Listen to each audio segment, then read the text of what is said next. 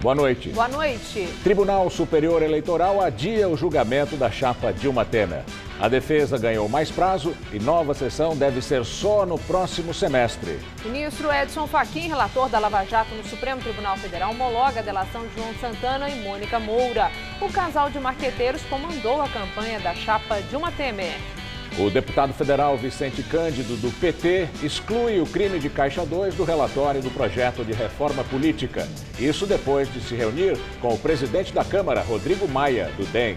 Controladoria da Prefeitura Paulistana aponta superfaturamento no Hospital do Servidor, na gestão Fernando Haddad, do PT.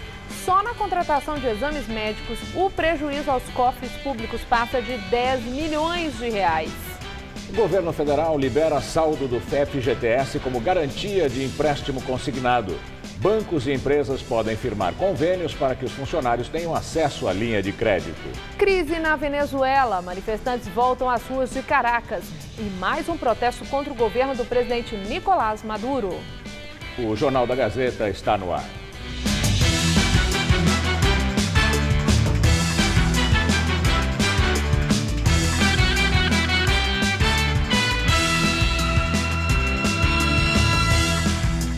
Uma auditoria feita pela Controladoria Geral do Município no Hospital do Servidor Público de São Paulo aponta superfaturamento na contratação de exames com prejuízos aos cofres públicos que passam de 10 milhões de reais. As irregularidades no hospital aconteceram entre os anos de 2013 e 2016, na gestão de Fernando Haddad do PT, segundo a auditoria da própria Prefeitura.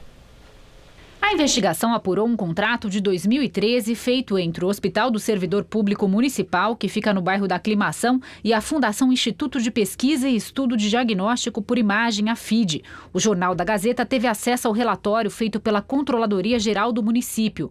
O órgão apontou que o contrato do hospital com a FIDE no valor de 30 milhões de reais foi feito sem licitação. Mas essa não é a única irregularidade que a Controladoria descobriu.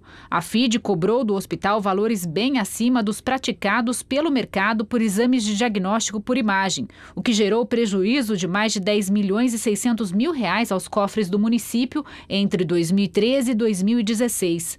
O relatório faz alguns comparativos com o valor cobrado pela FIDE e o praticado em outro hospital, no caso o Hospital do Servidor Público Estadual. Uma ultrassonografia de tórax, por exemplo, custou ao município R$ 88,47, enquanto o Estado pagou pelo mesmo exame R$ 33,70. Uma tomografia do crânio custou ao Hospital Municipal R$ 351,04, bem mais que os R$ 186,58 pagos pelo Estado. A auditoria faz parte de uma investigação maior que já encontrou problemas nas áreas de limpeza, segurança e lavanderia do hospital. A apuração dos contratos de serviço de diagnóstico começou na gestão anterior do prefeito Fernando Haddad. A Controladoria fez várias recomendações à direção do hospital. Encaminhou as conclusões para a Corregedoria Geral do município, que é o órgão que vai apontar as responsabilidades e se cabem punições às instituições e às pessoas que autorizaram a contratação do serviço. A direção do Hospital do Servidor Público se manifestou durante o processo e afirmou em ofício que seguirá as recomendações, mas ressaltou que a dispensa de licitação foi feita com base em uma interpretação legal de que a FIDE é uma fundação e não tem fins lucrativos. Segundo o hospital, outro contrato sem licitação com a mesma fundação já havia sido julgado regular pelo Tribunal de Contas. Mesmo assim, garantiu que as próximas contratações não serão feitas sem licitação. Sobre os valores praticados, afirmou que irá pedir uma revisão contratual e solicitar o ressarcimento de R$ 11.800.000, que são os valores atualizados pagos à FIDE acima do mercado. Numa nota, o hospital e a Secretaria Municipal da Saúde informaram que as irregularidades se referem à gestão Haddad, mas que o governo Dória está se adequando às exigências feitas pela Controladoria. Procurada, a assessoria de Fernando Haddad ainda não se manifestou sobre o caso. Numa nota, a empresa responsável pelos exames no hospital diz que repudia os parâmetros usados na comparação de valores com outros hospitais e diz ainda que cada contrato de prestação de serviço tem a sua especificidade e está adequado à realidade do contratante. O Ministério Público Estadual apura denúncias de agressões a internos de unidade da Fundação Casa. Os menores teriam se envolvido em uma briga com os funcionários da instituição há pouco mais de 2 semanas. A foto mostra um jovem que precisou levar pontos na cabeça por causa de um corte. Nesta outra imagem, um adolescente aparece com um arranhão profundo no braço. Os ferimentos foram resultado de uma briga entre funcionários e menores da unidade Casa Cedro da Fundação Casa.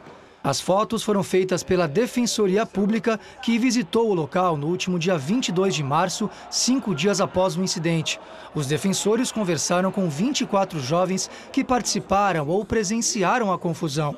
As informações foram encaminhadas ao Ministério Público de São Paulo. Eles comentam que um servidor especificamente, um dos agentes de apoio, agrediu um adolescente, chegando até a quebrar o dedo dele, e teria até utilizado algema na agressão. Vendo isso, os demais adolescentes vão apoiar esse agredido e aí começa isso ganha um caráter de grupo, Então, o grupo dos internos contra o grupo dos funcionários, e aí você tem um choque generalizado. Nossa equipe entrou na unidade Casa Cedro, que fica no complexo Raposo Tavares, da Fundação Casa. A capacidade é para 82 menores e, atualmente, 40 cumprem medida socioeducativa aqui. O incidente aconteceu exatamente neste local, é o refeitório da unidade. Era mais ou menos 7 horas da noite, os jovens tinham acabado de jantar e também era o momento de troca de turno dos funcionários da noite. Segundo a direção aqui da unidade, várias mesas e cadeiras de plástico, como essas daqui, foram usadas e arremessadas durante a confusão. Essas fotos mostram funcionários que também teriam ficado feridos no confronto. A Corregedoria da Fundação Casa também investiga o que aconteceu. Por enquanto, nenhum dos envolvidos foi afastado. No registro de ocorrência da própria fundação, um dos garotos assume que partiu para cima do servidor primeiro, antes dos outros menores se rebelarem.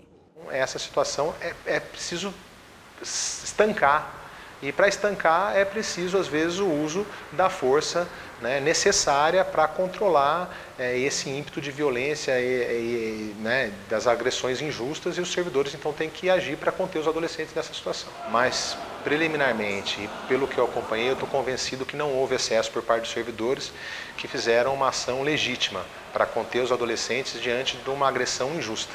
Segundo a Defensoria Pública, o complexo Raposo Tavares tem histórico de outros episódios de violência. Em 2015, a Comissão Interamericana de Direitos Humanos da OEA, a Organização dos Estados Americanos, atendeu a um pedido da Defensoria cobrando medidas de reestruturação da unidade. Então há uma grande melhora da unidade, há investimento então constante para que a gente então consiga fazer o atendimento socioeducativo de fato. Os depoimentos colhidos pelo Ministério Público sobre a confusão do dia 17 foram anexados a um inquérito que foi aberto no ano passado para apurar denúncias de agressões em várias outras unidades da instituição. Há uma briga ali entre 2 grupos por poder dentro da casa, Quem vai mandar na casa, Essa é a verdade. O ex-médico Roger Abdelmaci foi condenado por sonegação de impostos. Ele já está preso em Tremembé, no interior de São Paulo, por crimes sexuais cometidos contra pacientes. Essa condenação agora por sonegação é de dezembro, mas só foi publicada hoje numa reportagem do jornal Folha de São Paulo. Segundo o jornal, entre 2005 e 2008, o ex-médico reduziu o pagamento de ISS de uma clínica da qual era sócio. Na sentença, o juiz determinou uma pena de pouco mais de 3 anos de prisão. Mas, segundo a reportagem, a sentença não deve ser cumprida por Abdelmaci, pois o crime já prescreveu. O ator José Maia foi afastado da TV Globo e divulga uma carta aberta admitindo assédio sexual a uma figurinista, também da TV Globo. No texto, ele pede desculpas e diz que passou dos limites. Na semana passada, José Maia foi acusado de assédio sexual pela figurinista Suesley Tonani, em um relato no blog Agora que São Elas, do jornal Folha de São Paulo. Ela falou sobre vários episódios em que foi vítima de comportamento inadequado do ator e que ele chegou a tocar sua genitália. Num primeiro momento, o ator negou as acusações.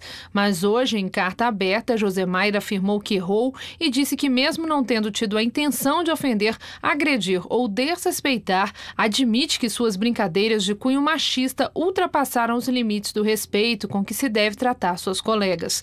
Várias diretoras, atrizes, figurinistas e outras funcionárias da TV Globo participaram de um ato em apoio a Sueslin Tonani e usaram camisetas com as frases "chega de assédio" e "mexeu com uma, mexeu com todas".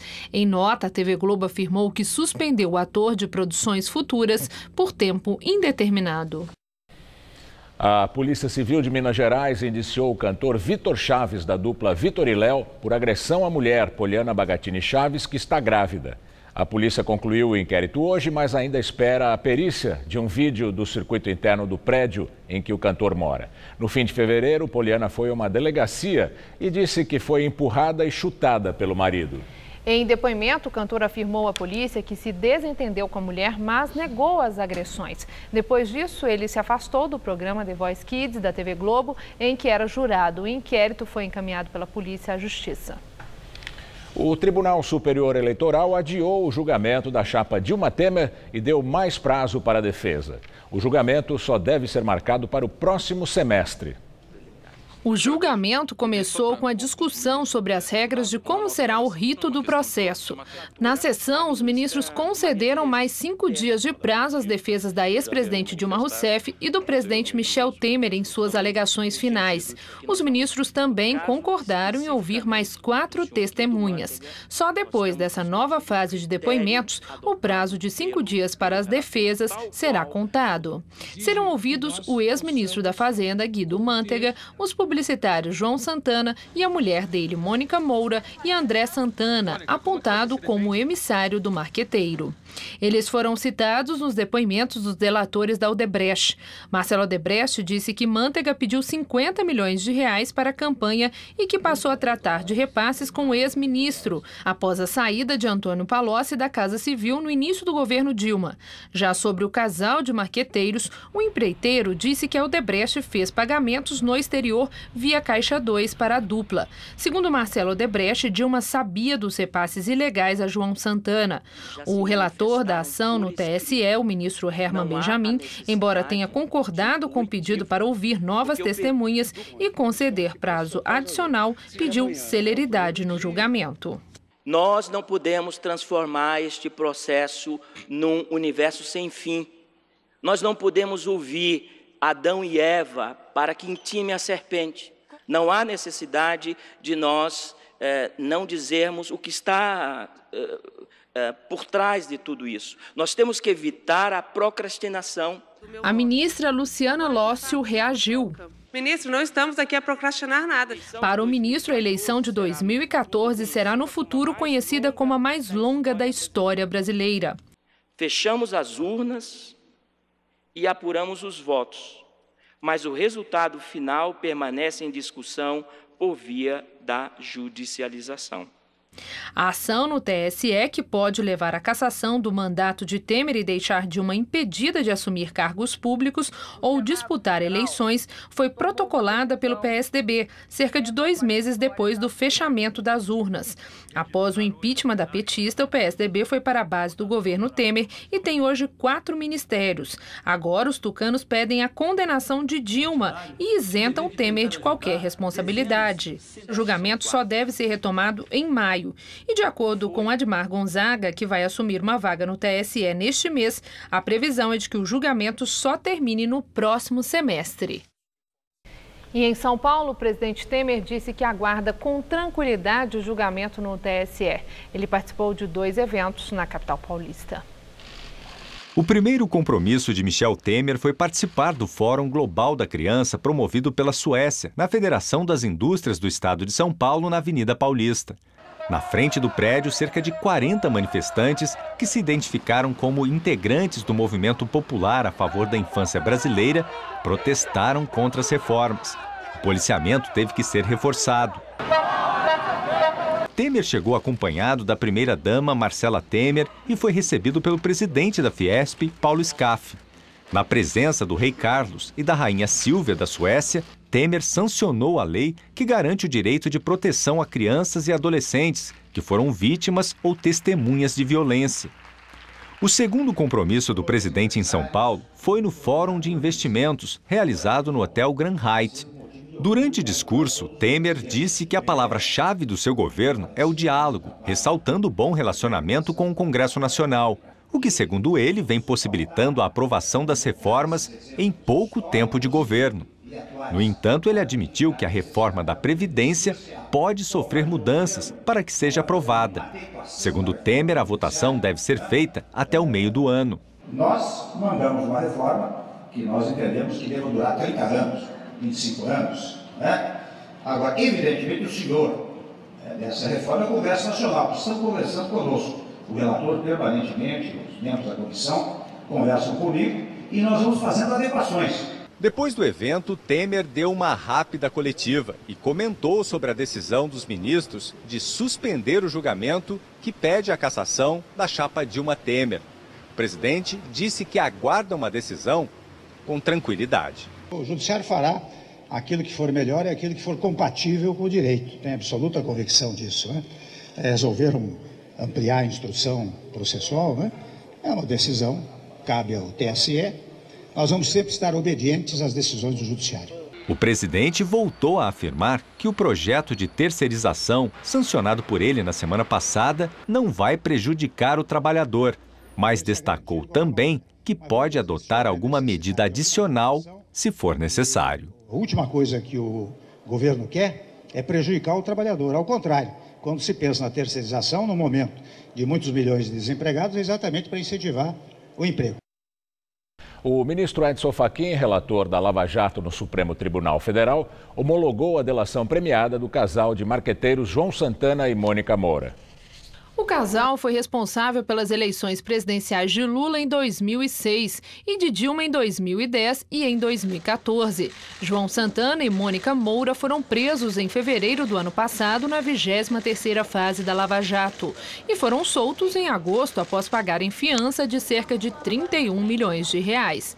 Em depoimento ao juiz Sérgio Moro, o casal admitiu ter recebido recursos do PT no exterior. Os dois já foram condenados na Lava Jato a 8 anos de prisão.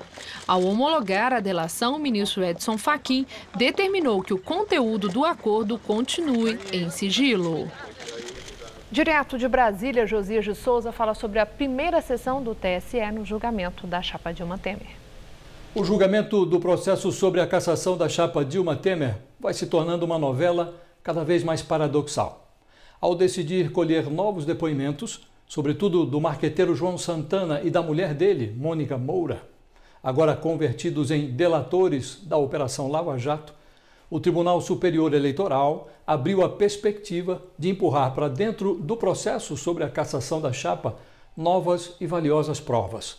Mas para que essas provas sejam obtidas, o tribunal atrasou o calendário do julgamento, exatamente como desejava Michel Temer. As provas já existentes no processo são mais do que suficientes para justificar a cassação do mandato de Michel Temer e a decretação da inelegibilidade da ex-presidente Dilma Rousseff. As revelações feitas pelos delatores da Odebrecht não deixam a menor dúvida quanto ao abuso do poder econômico praticado pela chapa vitoriosa na disputa presidencial de 2014.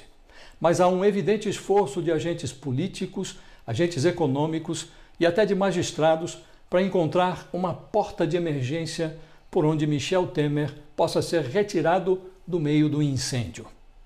Hoje, não há político nem empresário que aposte na interrupção da presidência de Michel Temer. As chances de afastamento do presidente da República diminuem na proporção direta da aproximação do ano eleitoral de 2018. Ainda que fosse cassado pelo TSE, o que parece cada vez mais improvável, Temer ainda poderia recorrer ao Supremo Tribunal Federal. A conveniência econômica talvez condene a história brasileira a conviver com o incômodo de um crime eleitoral sem punição.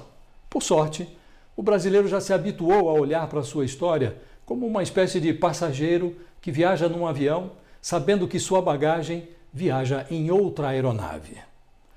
Boa noite. Diz o ditado que uma imagem vale mais que 1000 palavras. Com uma ideia na cabeça e uma câmera na mão, jovens da periferia que participam de um projeto voltado para a inserção no mercado de trabalho traduziram o que, para eles, é o empreendedorismo. Na Nas fotos, a imagem de empresários que alcançaram sucesso no ramo que escolheram, seja na padaria ou na loja de materiais elétricos. Mas os protagonistas da exposição são aqueles que ficaram atrás da câmera. São 30 jovens da periferia atendidos por um projeto social que os ajuda a ingressar no mercado de trabalho. Durante 2 meses, eles se dividiram entre as aulas de fotografia e a vivência com os empresários. Para Lucas, foi um desafio usar a lente para captar os sentimentos do empreendedor. Ele escolheu retratar um executivo pronto para disputar uma corrida. Ele está se preparando para conseguir ultrapassar seus limites, para expandir as suas ideias e além dos seus limites, dos seus conhecimentos, do que você possa alcançar. Na visão da Carolina, o empreendedor é alguém dono de coragem e perseverança. As gotas caindo para significar o suor, que significa o esforço. Do trabalho? Isso, do trabalho. A ideia é que, com essa experiência, os jovens aprendam a identificar oportunidades que podem fazer parte da vida profissional deles. Não só a fotografia em si, mas a experiência de estar nesse ambiente como fotógrafo, a experiência de formação, permitiu que o jovem começasse a pensar quais são as suas potencialidades, o que eles mais gostam de fazer e começar a casar isso com uma escolha profissional. Carolina entendeu que o sucesso num empreendimento vai além da questão financeira. A gente vai ter parte da nossa vida que a gente vai ter sucesso, tristeza, e que eu acho que a gente sempre tem que buscar os nossos sonhos, o que a gente quer de verdade. E o objetivo é ser rico? Não, a gente pode ser feliz, que eu acho que é o principal.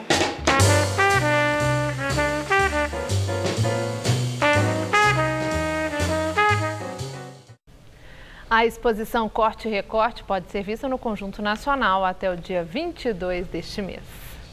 Apesar do friozinho dessa madrugada, o paulistano teve mais uma tarde bastante quente e ensolarada, né? Foi mesmo. A máxima chegou aos 30 graus aqui na capital e passou disso em várias cidades do interior do estado. Vamos ver em detalhes como fica o tempo amanhã com Mariana Armentano.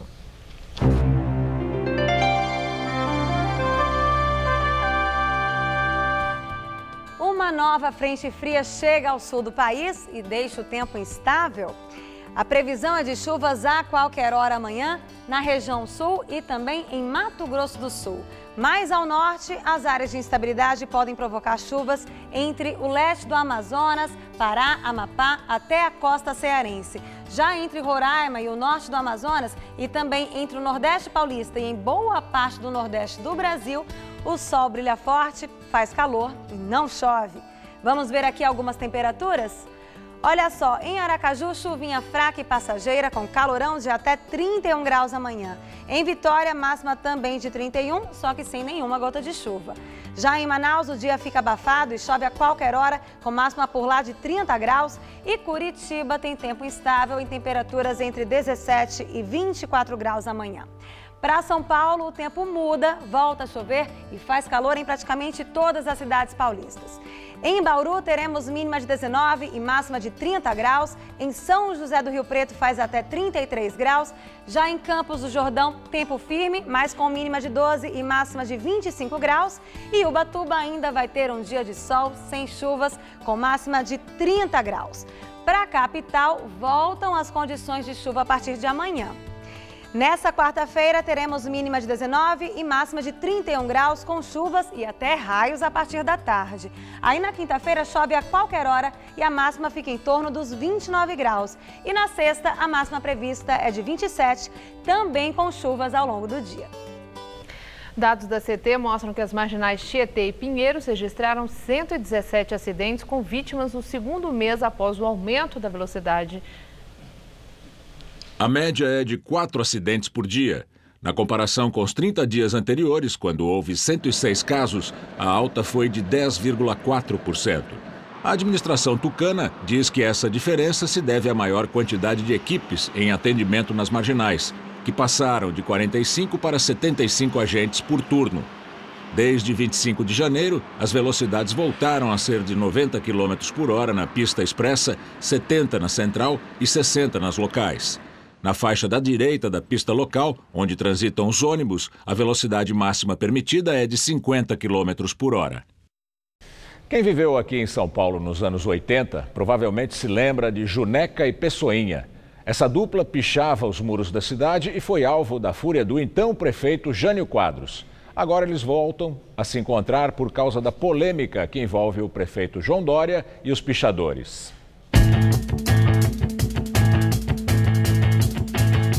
Eles são do tempo em que São Paulo só tinha muro limpo. Mas foram eles que começaram a mudar isso. A gente tinha moto, nós éramos amigos do mesmo bairro.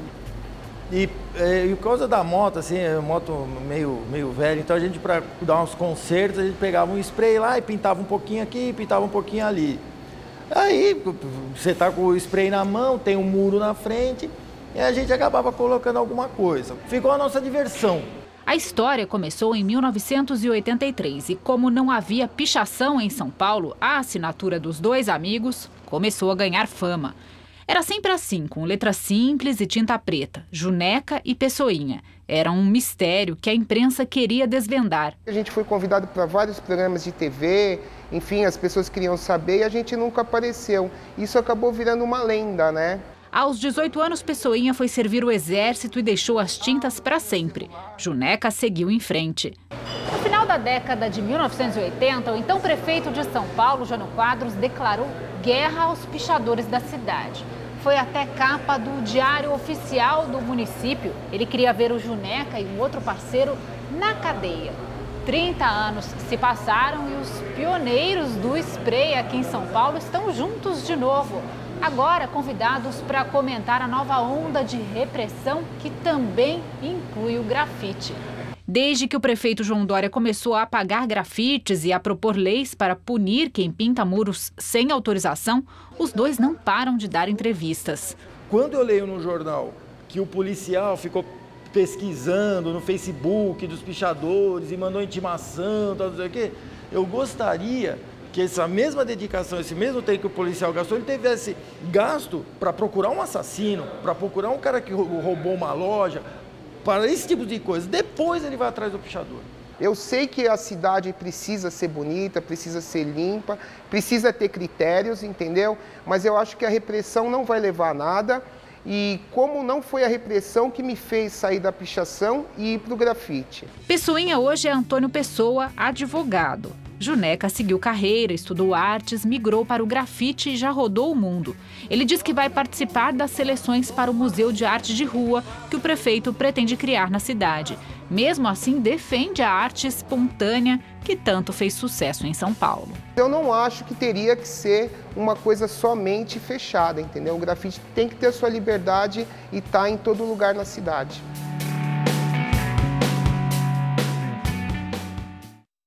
O governo federal libera saldo do FGTS como garantia para empréstimo consignado. A Caixa Econômica Federal, gestora do FGTS, publicou as regras para o funcionamento dessas operações. Assim, bancos e empresas podem firmar convênios que vão permitir que os funcionários tenham acesso a essa linha de crédito. A lei que permite esse tipo de empréstimo foi promulgada pelo Congresso no ano passado e permite que o trabalhador do setor privado ofereça até 10% do seu saldo de FGTS como garantia de um empréstimo consignado, com desconto em folha de pagamento.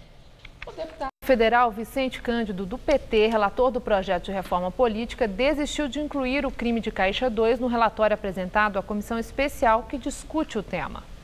Essa decisão foi tomada depois que o parlamentar se reuniu com o presidente da Câmara, Rodrigo Maia, do DEM. Ontem, Cândido havia garantido que o Caixa 2 seria criminalizado, com pena de 2 a 4 anos de prisão. Vicente Cândido disse que os líderes dos partidos pediram que o tema não fosse tratado no projeto. A tipificação do crime de Caixa 2 está no pacote anticorrupção, que foi aprovado pela Câmara e aguarda a apreciação dos senadores. Atualmente não existe o crime de Caixa 2. Os partidos ou candidatos que usarem Caixa 2 só podem ser condenados por crimes como prestação falsa de contas e lavagem de dinheiro. O projeto propõe também outras mudanças importantes, como o fim do cargo de vice em todas as instâncias do Executivo. Os mandatos passariam a ter 5 anos e a reeleição ficaria proibida para presidente, governador e prefeito. Deputados estaduais e federais teriam mandato de 4 anos e senadores, 8 anos. Pelo texto, os candidatos podem concorrer a mais de um cargo na eleição. Para o financiamento de campanhas eleitorais, o dinheiro sairia de um fundo criado para isso e 70% dos recursos sairiam do orçamento da União. Os demais 30% seriam doações de eleitores. As coligações ficariam proibidas e os eleitos seriam obrigados a ficar até o fim do mandato no mesmo partido. A decisão do TSE de adiar o julgamento da chapa Dilma Temer repercutiu no mundo político. Para o presidente da Câmara, Rodrigo Maia, do DEM, aliado de Temer, a indefinição sobre a chapa é o pior dos mundos.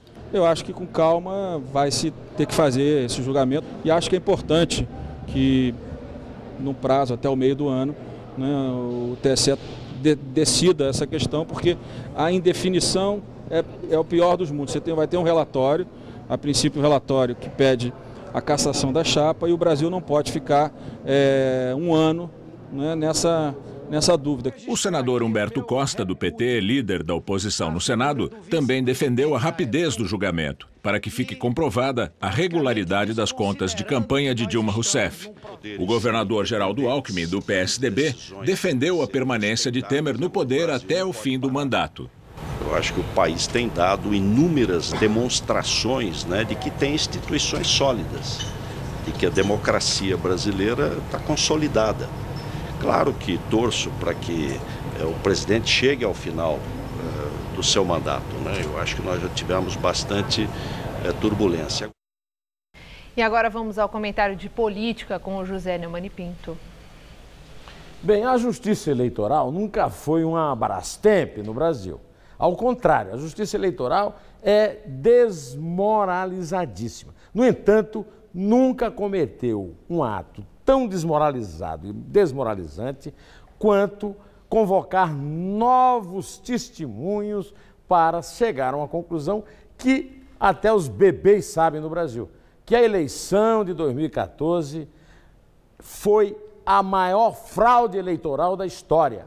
Negar-se a decidir sobre isso é uma decisão menor, uma decisão de vassalagem dessa corte, que inclui, por exemplo, uma viagem do presidente Gilmar Mendes para empurrar isso mais ainda com a barriga. E o que é pior, a adesão do relator. O relator fez um voto duro, disse que não ia chamar Adão, Eva e a serpente, até eu não sei como é que se ia conversar com a serpente, e aí, de repente, entrou na unanimidade. Entrou na unanimidade numa votação histórica para o mal, uma votação que mostra que a justiça eleitoral só atrapalha, não ajuda em nada, não julga contas, não faz contas, não decide em tempo justo sobre uma falcatrua do tamanho que foi a fraude da reeleição de Dilma e Temer.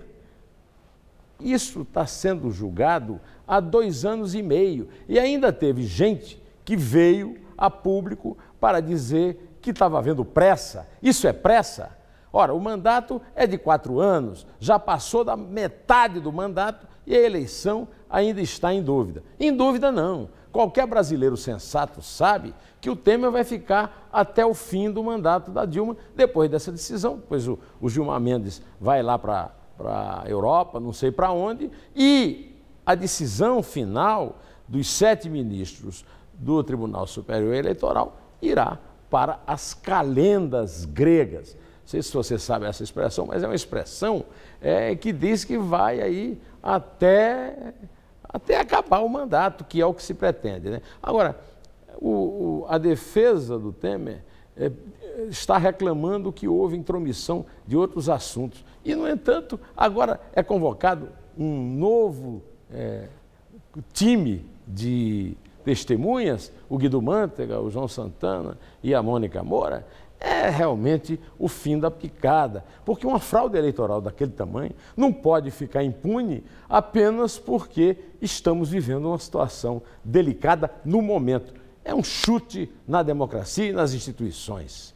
Bom, eu volto quinta-feira, direto ao assunto. Em Té.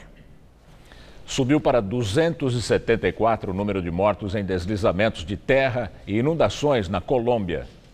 Segundo o Ministério da Defesa, os trabalhos de reconstrução da cidade de Mocoa, a mais afetada, podem levar até 3 anos.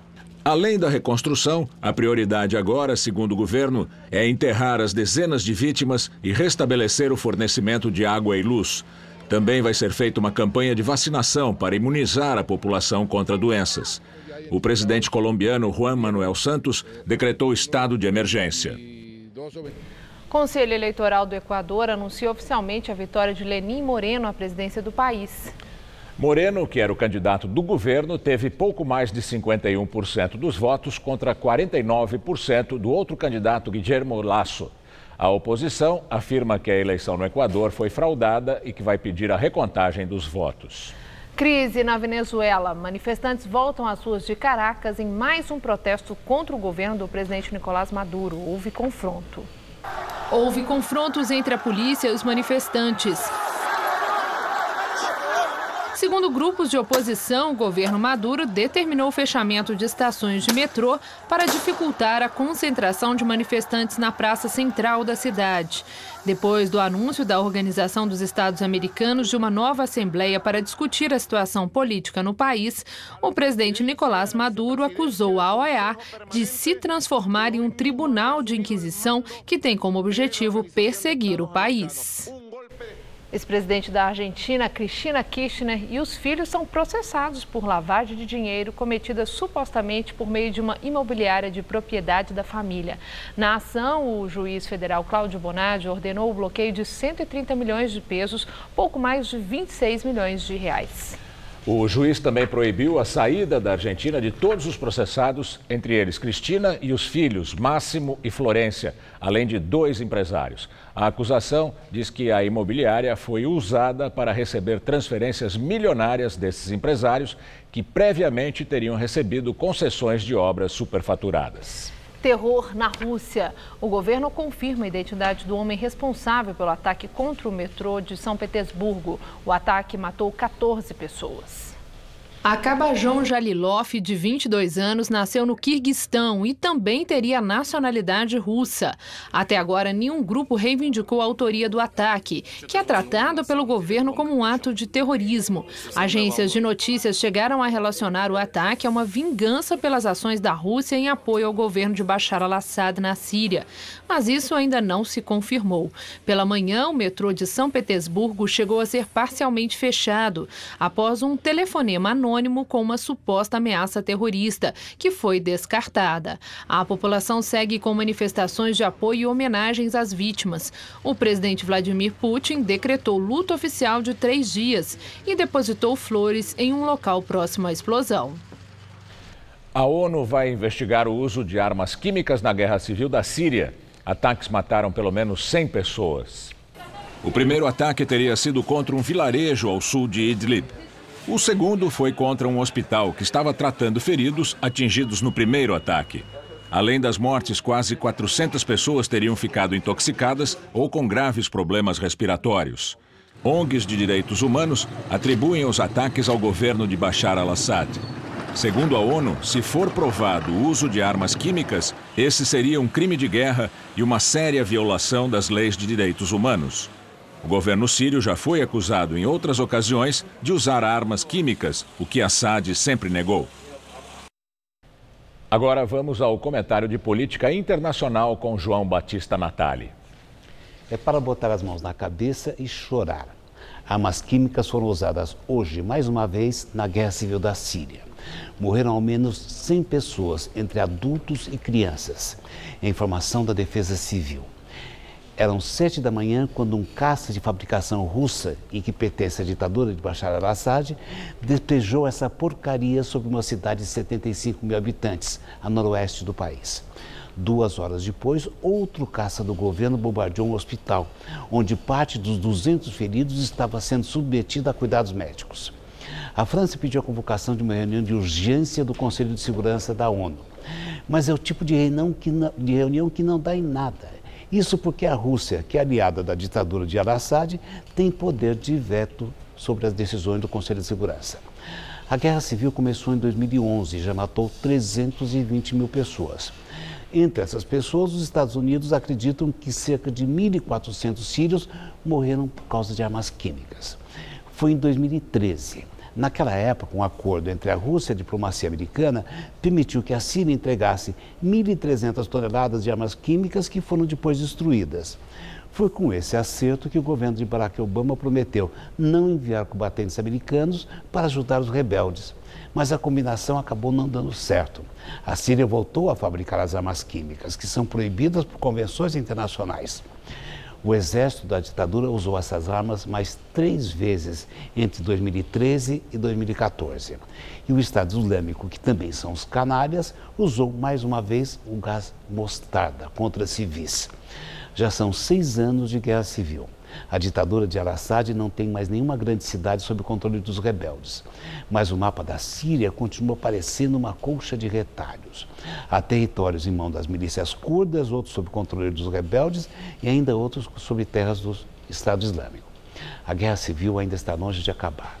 Ela já é, e são as Nações Unidas que dizem isso, a maior tragédia da humanidade depois da Segunda Guerra Mundial. É assim que o mundo gira. Boa noite. E agora vamos às notícias do esporte com Celso Cardoso e Estela Gontijo. Depois do esporte, Maria Lídia entrevista ao vivo o vereador Eduardo Tuma, do PSDB. Apesar de ainda estar disputando o Campeonato Paulista e a Copa do Brasil, amanhã o Corinthians estreia em mais uma competição, Celso, é a Copa Sul-Americana, né? Pois é, Estela, coisas do futebol brasileiro, né? O calendário, né? Tanto na Copa do Brasil quanto no Paulista, o Corinthians está em fase de mata-mata em jogos decisivos. Mesmo assim, enfrenta amanhã a Universidade do Chile numa outra competição na Arena Itaquera. O técnico do Corinthians falou sobre a maratona de jogos decisivos e sobre a estratégia para não repetir amanhã os erros do final de semana. Preparação é de jogo a jogo. Não dá para pensar no Botafogo sem antes enfrentar pela Sul-Americana. Em conjunto com o departamento médico, fisiologistas, preparação física para a gente colocar o melhor dentro de campo. Não poupando ninguém. A gente analisou muito o jogo de Ribeirão, muito. E o nosso desempenho foi abaixo por conta dos nossos erros de passe. A gente melhorando isso, a gente vai ser muito mais agressivo e a gente faz um jogo bem melhor. Celso, o Corinthians está tentando também a contratação do Valdívia? Está tentando sim. Hoje tivemos uma novidade. O Corinthians havia proposto a troca. Giovanni Augusto por Valdívia. Só que o Giovanni Augusto não quis ir para Porto Alegre, não quer jogar no Internacional na 2ª divisão. Então, o negócio nesses moldes está cancelado. O que o Corinthians tenta então, já que não aceita o Giovanni Augusto não quer aceitar essa troca, o Corinthians propõe um valor em dinheiro para ter o empréstimo do atleta. Acontece que tem também a concorrência do Palmeiras, que também está interessado, muito interessado no jogador. Você acha que é melhor para o Palmeiras ou para o Corinthians, rapidamente? No Corinthians vai ser protagonista, no Palmeiras coadjuvante. E o São Paulo também está na mesma situação do Corinthians, né, Celso? Com um agravante que vai viajar para a Argentina para também estrear na Sul-Americana. O São Paulo estreia também amanhã na Copa Sul-Americana contra o Defensa e Justiça da Argentina. E no sábado tem decisão das quartas de final contra o Linense, quartas de final do Campeonato Paulista. O time de Rogério Ceni fez ontem o último treino coletivo antes da viagem. Veja.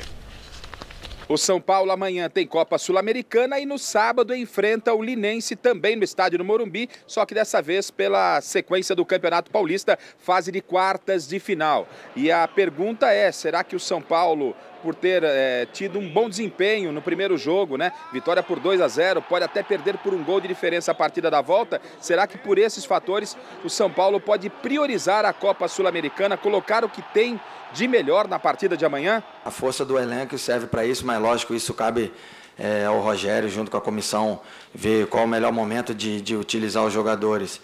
E para isso também, lógico, que a gente precisa dos resultados, que você puder conciliar isso daí com os resultados é o mais importante. Se o Rogério Ceni vai preservar ou não os jogadores para o compromisso do sábado, se ele vai com força máxima e poupa no jogo do sábado, já que o São Paulo tem uma boa condição no Campeonato Paulista. O que a gente sabe de certeza nesse momento é que o São Paulo viaja para Buenos Aires com problemas. Não terá, por exemplo, Lugano, Wesley e Maicon. Esses 3 jogadores estão suspensos. E também não terá jogadores que estão no departamento médico. Além do Sidão, o Bruno, lateral direito, e a principal estrela do time, Cueva, também fica de fora.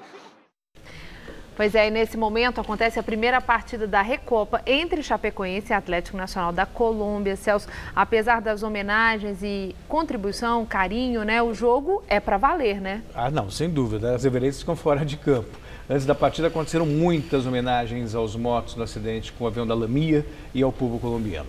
Mas nas 4 linhas, os 2 times estão focados e querem levar o troféu da competição, que coloca frente a frente os atuais campeões da Sul-Americana e da Libertadores da América. A Chapecoense está vencendo o Atlético Nacional por 1-0, o gol do lateral Reinaldo cobrando o pênalti. A Chape está bem na fita. Obrigada, Celso. Boa noite. Uma boa noite para você. É com você, Gamberini. A Câmara dos Deputados aprovou agora há pouco o texto base de um projeto de lei que autoriza o funcionamento dos aplicativos de transporte privado pago, como Uber ou 99 Táxi. No entanto, os deputados ainda estão votando as emendas a esse projeto. Até agora, o texto aprovado autoriza o funcionamento dos aplicativos, mas prevê que a regulamentação e a fiscalização vai ser de responsabilidade dos municípios. E você vai ver a seguir no Jornal da Gazeta. Maria Lídia Flandoli entrevista o vereador Eduardo Tuma, do PSDB, vice-presidente da Câmara Municipal de São Paulo. Até já. Se quiser dicas de Nova York, eu posso dar várias. Mas no Brasil, a minha dica é: tenha uma conta no Bradesco Prime, o meu banco. Porque lá eu tenho atendimento personalizado, consultoria de investimento e, é claro, serviços internacionais. Porque uma hora eu posso estar em um lugar. E logo depois, em outro. Bradesco Prime. Viver é Prime.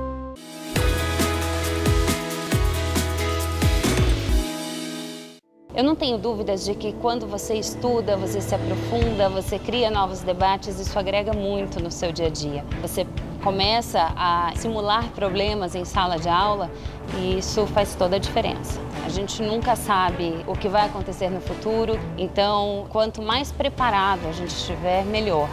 Eu escolhi a Casper Libero pela tradição, pela localização, a Avenida Paulista facilita muito, então eu acho que a Casper tem um nome no mercado, tem uma credibilidade, professores de excelente nível e isso te agrega tanto que é uma satisfação incrível pra gente. Por isso, eu sou Casper. Somos todos Casper.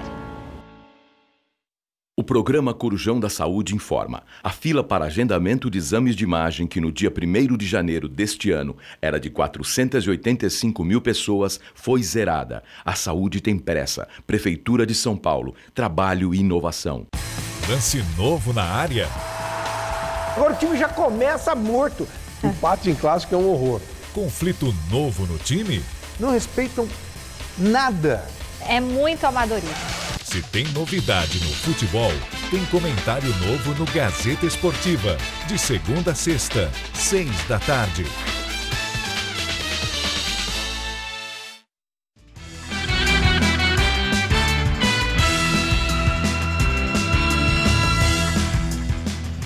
Na entrevista do dia com Maria Lídia Flandoli, a força da base parlamentar do prefeito tucano, João Dória, na Câmara Municipal paulistana.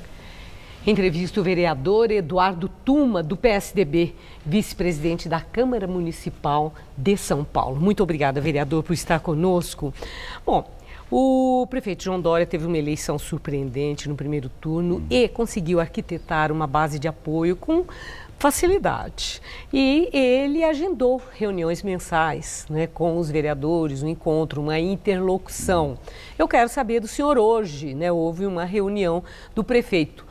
Como foi essa reunião? Primeiro, em termos de número de vereadores, foi concorrida? Então, na verdade, boa noite, quero agradecer a oportunidade e dizer que o prefeito, de forma inovadora, visita a Câmara todos os meses, uma vez por mês, independente de qualquer coisa, ele está na Câmara para conversar com os vereadores.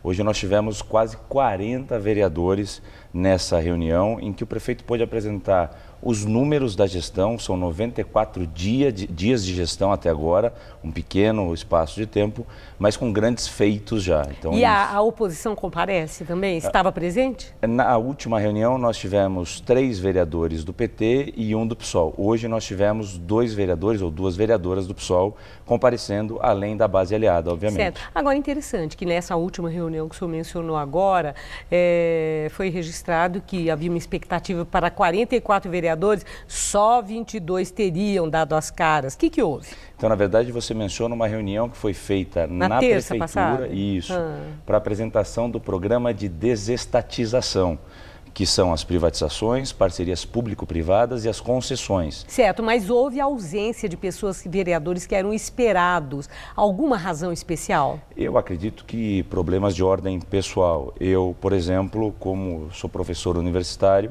tinha aula para ministrar, não pude estar presente, mas por uma razão absolutamente pessoal, o que foi hoje corrigida com uma reunião com o secretário Wilson Point, 1 hora anterior à visita do prefeito, em que ele pôde expor à grande gama de vereadores presentes nessa reunião o programa, o projeto como um todo. Bom, do jeito que o senhor fala, está um paraíso, né, para o prefeito João Dória. Entretanto, esse projeto da desestatização é um projeto muito complexo e muito polêmico. Eu já tive a informação de que na oposição eles entendem que não é fácil, que é necessário... Não sei se o termo seria fatiar, mas que não fosse um projeto tão denso, porque isso equivaleria a se dar ao prefeito um cheque em branco. E a oposição está resistindo a isso. Na base do prefeito, há uma aceitação ou há uma resistência também? Então, na verdade, o que nós temos que entender é o seguinte, já houve por parte da prefeitura a sinalização à Câmara, primeiro, do grande diálogo que será feito. Não será feito algo de uma só vez ou um único projeto. Então, você menciona muito bem, isso é verdadeiro, que o projeto será encaminhado para a Câmara em lotes, em partes diferentes. Vai ser isso? Já está acordado? Isso foi afirmado hoje pelo secretário Wilson Point. Aliás, existem leis específicas que necessariamente têm que ser tratadas de forma específica, destacado. Então não dá para ser um pacotão. Não será um pacotão, isso já foi garantido pelo prefeito, pelo secretário, o que é muito benéfico, né? Benéfico para a cidade, não é a questão da Câmara não querer votar um único projeto. Agora uma outra questão, saiu inclusive uma nota no painel da Folha de São Paulo que o senhor é um dos líderes de um movimento lá na Câmara que seria para articular um grupo de insatisfeitos de alguns partidos, do PRB, do PSB, o senhor inclusive, e que seria para fazer um tipo de centrão paulistano. Eu quero saber, o senhor está insatisfeito com a gestão Dória e está organizando um grupo nesse sentido para pressionar Dória? Na verdade, a campanha foi muito satisfatória para mim porque eu acreditei num projeto. Que campanha? Do prefeito João Dória. A campanha eleitoral, só para fazer uma regressão. Bom, na onda da campanha dele, o senhor também, claro, teve os seus méritos, mas também foi muito bem votado, né? Graças a Deus, né? Mas assim, apontar que nós apostamos num projeto, não somente numa pessoa. E esse projeto ele vem sendo desenvolvido ao longo do mandato. Nesse sentido, o que eu particularmente penso é que esse diálogo que já está sendo proposto com os vereadores tem sido feito. O que a gente escuta na Câmara, um pouco a responder, então, diretamente a tua pergunta... Se estão organizando um grupo de pressão. Não, na verdade não é isso, porque aí parece um pouco de pressão do Legislativo com o Executivo, não é. Os dois poderes, as duas funções de Estado, elas andam em paralelo. Em algum momento há uma convergência, que é o que está acontecendo nesse momento. Mas está havendo alguma cisão no sentido de um grupo separado que pode fazer diferença na hora do voto lá na Câmara? Olha, não creio. O prefeito teve um primeiro teste num projeto de lei 271, 42 vereadores votaram, 41 votaram favoráveis. Então, quer dizer, já existe uma predisposição a, primeiro, entender, mas o que eu quero responder diretamente, como dizia, é o diálogo, o aproveitamento da capacidade e da habilidade de cada um dos vereadores. Então, esse talvez seja o pleito, mas não uma insatisfação, não acredito num racha, numa cisão. Não existe isso, não certo. Bom, da minha parte, pelo menos. Não, e é uma coisa complicada, né? Porque pensando bem, Dória tem tido muita visibilidade, o marketing político garante a ele, todo dia está na primeira página dos jornais e, de repente, um grupo contra o prefeito pode pegar mal na opinião pública que está aprovando esses projetos dele de cunho bem popular, né? Mas na verdade o que eu penso é isso, é o trabalho de cada um dos vereadores também sendo valorizados.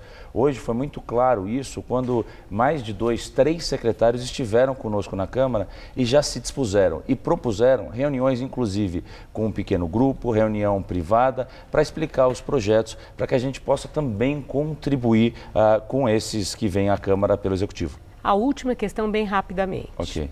Lá entre os seus pares, falam que o senhor não tira o olho da cadeira do Milton Leite, presidente da Câmara, que o senhor já está trabalhando para a conquista desse lugar na Câmara Municipal de São Paulo, já está agindo politicamente, tanto do ponto de vista da simpatia pessoal, como na busca de força política. O senhor quer ser o próximo presidente da Câmara? Olha, hoje nós temos um presidente eleito na Câmara Municipal. Eu quero saber se o senhor quer ser o próximo presidente da Câmara. Eu quero servir da melhor forma que for possível, tanto à cidade quanto aos meus pares. Hoje eu sou vice-presidente da Câmara e eu sirvo a Câmara de igual sorte. Então eu acredito que independentemente da função ou do cargo, o importante é ter isso em mente, poder auxiliar o Legislativo. Eu agradeço muito sua entrevista, uma boa noite, muito obrigada. Obrigado pela oportunidade. Gamberini. O Jornal da Gazeta termina aqui. A edição de hoje pode ser vista no site do Jornal da Gazeta. Mais notícias em nossa edição das 10. Uma excelente noite para você. Boa noite e até amanhã.